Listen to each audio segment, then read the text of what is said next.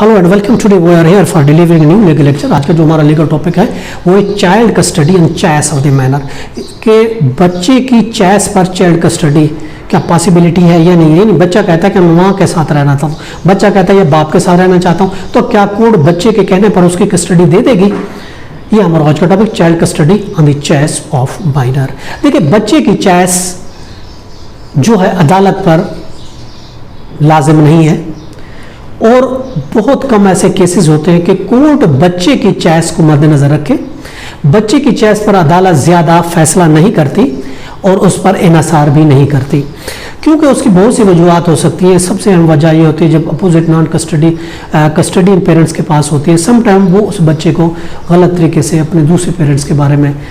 बताते हैं, उसको मिसगाइड करते हैं, उसके कान भरते हैं, गलत उसकी तरबियत करते हैं। तो कुछ केसों में नाबालिग की चॉइस का ख्याल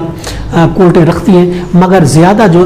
केसेस हैं वो उनमें कोर्ट बच्चे की चॉइस का ख्याल नहीं रखती। मगर बच्चे खासकर अगर ओल्ड थे, कुछ ज़्यादा उम्र के थे, उसमें कुछ कंसिडर किया जा सकता है, कोर्ट कंसिडर करती है। अदरवाइज ज़्यादातर केसों में कोर्ट बच्चे की चॉइस को बहुत ही कम शाज़ नाज़र इन्हिसार करती है। और हनफी स्कूल ऑफ थॉट के मुताबिक नाबालिग जब कोई चॉइस,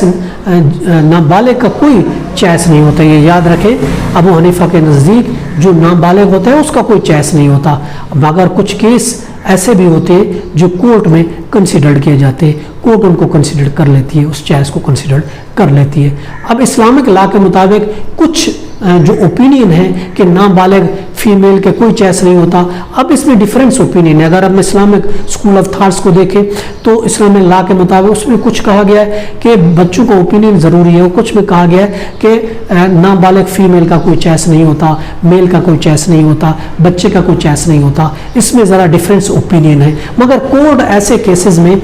हमेशा जो है बालिग से पूछना मुनासिब नहीं समझती। वो वेलफेयर ऑफ द माइनर हिजानत का लॉ है और इसके नरिशमेंट का लॉ है, फिर या वेलफेयर ऑफ द माइनर है, उस चीज़ को देखते हुए कोर्ट ज़्यादातर जो वो फैसला करती है। और इसके अलावा सिंध हाई कोर्ट ने case Abdul Razaq versus doctor Rehana के केस में भी बच्चे की चॉइस को कंसिडर किया और कहा भी है कि बच्चे की चॉइस को कंसिडर करना चाहिए, मगर ये फैक्टर पे वो करता है। हर एक डिसप्टिव फैक्टर होता है, हर एक का डिफरेंस फैक्टर होता है, और हर एक में नहीं होता कि हर केस में बच्चे की कस्टडी में ऑफकोर्स कंसिडर करना चाहते हैं, मगर हर एक का बैकग्राउंड और हर एक चीज़ का मुख्तलिफ होता है। सुप्रीम कोर्ट ने आयशा वर्सेस एक केस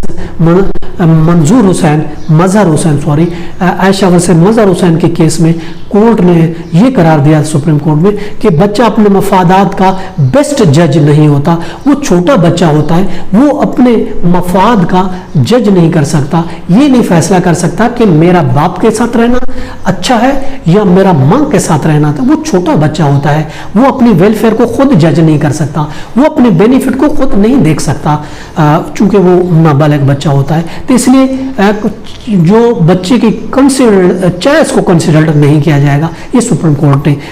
आयशा वर्सेस मंजूर के केस में ये डिक्लेयर किया है कि ऐसे केस में कोर्ट जो है वो नहीं करेगी, कंसिडर नहीं करेगी बच्चे की चॉइस को, क्योंकि बच्चा अपनी चॉइस बेहतर तो नहीं कर सकता, क्योंकि उसको नहीं पता होता मेरा वो इंटरेस्ट